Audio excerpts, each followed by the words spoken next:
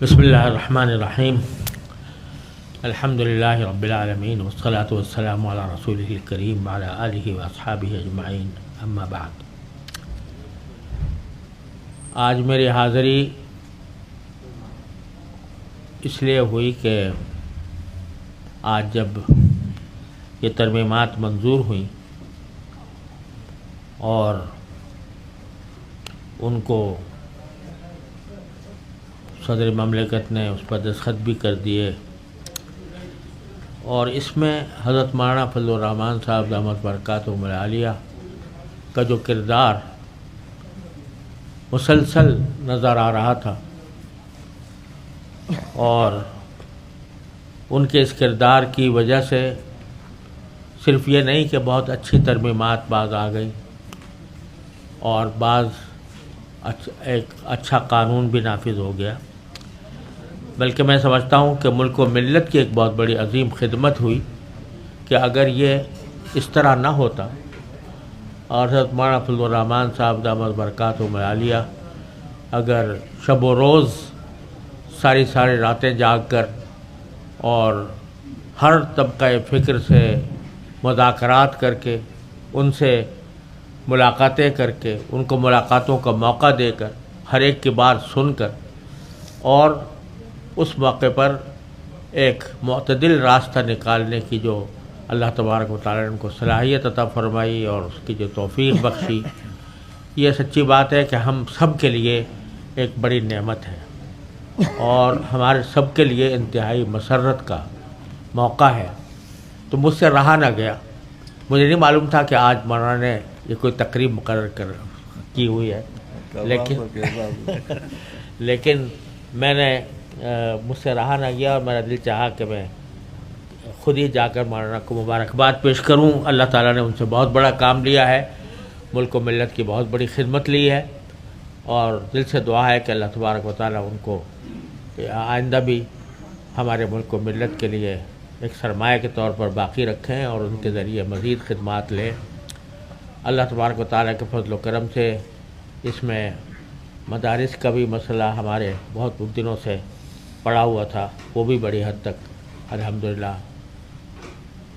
پیدا ہو، شکر اللہ تعالیٰ کا شکر ہے کہ وہ بھی حل ہو گیا، اور انشاءاللہ امید ہے کہ اس کی صوبائی حکومتوں میں بھی اس کو دہرایا جائے گا۔ ہر خوشی کے موقع پر ہمارا کام یہ ہے کہ ایک استغفار اور ایک اللہ تعالیٰ کا شکر۔ اگر جب کوئی کام اللہ تبارک و تعالیٰ کی رضا کی خاطر کیا جاتا ہے تو اس کام میں بعض اوقات کچھ شیطان کے وساوس دسائس بھی شامل ہو جاتے ہیں، اس لیے تعلیم رسول کریم صلی اللہ علیہ وسلم نے یہ دی کہ جب کوئی عبادت کی توفیق ہو تو اس کے بعد استغفار بھی کرو۔ اسی لیے ہر نماز کے بعد نبی کریم صلی اللہ علیہ وسلم کی سنت یہ ہے کہ 3 مرتبہ استغفار، استغفر اللہ استغفر اللہ استغفر اللہ۔ حالانکہ نماز کوئی استغفار کی چیز نہیں ہے، لیکن استغفار اس لیے کہ پتہ نہیں ہم سے اس میں کوئی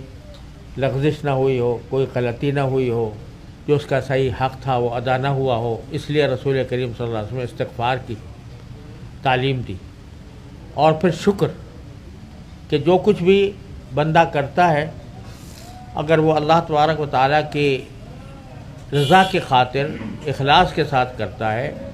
تو اللہ تبارک و تعالیٰ ہی اس کو منزل تک پہنچاتے ہیں اور اس کو کامیاب فرماتے ہیں۔ لہٰذا ہر ایسے موقع پر اللہ تبارک و تعالیٰ کا شکر بھی ادا کرنا ایک مومن کا کام ہے۔ تو ہم اس پر اپنے اس خوشی کے موقع پر استغفار بھی کرتے ہیں کہ اگر ہم سے کوئی غلطی ہوئی ہے یا ہم سے کوئی حق ادا نہیں ہوا تو اللہ تعالیٰ ہمیں معاف فرمائے، اور جو کامیابی نصیب ہوئی ہے اللہ تبارک و تعالیٰ کو اس پر بہترین شکر ادا کرتے ہیں۔ اللہ تبارک و تعالیٰ ہمارے لیے اس کو دنیا و آخرت کی بہتری کا ذریعہ بنائے، اور جن کو ذریعہ بنایا اللہ تبارک و تعالیٰ نے، یہ تو خود فضل الرحمان ہے۔ فضل الرحمان جو کام ہوتا ہے وہ اللہ الرحمن کے فضل ہی سے ہوتا ہے۔ تو اس لیے الرحمن کے فضل سے ہوا ہے، اور اللہ تعالیٰ نے فضل الرحمن صاحب کو اس کا ذریعہ بنایا ہے۔ حضرت آپ اپنی گفتگو میں ایک اعلان فرما دیں کہ پوری قوم جمعے کے روزوں میں تشکر بنا۔ بے شک، تو اللہ اس کا شکر ادا کرنا ہے، تو اس کو چونکہ یہ کام قومی سطح کا ہے، ملکی سطح کا ہے، لہذا سارے ملک کو اس کا شکر ادا کرنا چاہیے۔ اور جیسا میں اس کا میں ائمہ حضرات سے یہ اپیل کرتا ہوں کہ وہ جو آنے والا جمعہ ہے اس کو یوم تشکر بنائیں، اس بات پر کہ اللہ تعالیٰ نے بہت اہم کام کرنے کی توفیق عطا فرمائی، اس یوم تشکر بھی بنائیں، اور ساتھ میں اللہ تعالیٰ سے دعا بھی کریں کہ اس کے آثار اور نتائج بھی ملک و ملت کے حق میں بہتر ہوں، اور اس کے نتیجے میں ہم جو اس پاکستان کے وجود کا جو اصل مقصد ہے اس کی طرف ہم قدم بڑھاتے رہیں، اور یہاں تک کہ اللہ تبارک و تعالیٰ اس ملک کو صحیح معنی میں اسلامی جمہوریہ پاکستان بنا دیں۔ سب حضرات سے میں یہ اپیل کرتا ہوں کہ جمعہ کے دن یوم تشکر منایا جائے۔ وصلی اللہ تعالیٰ علی خیر خلقہ سیدنا محمد۔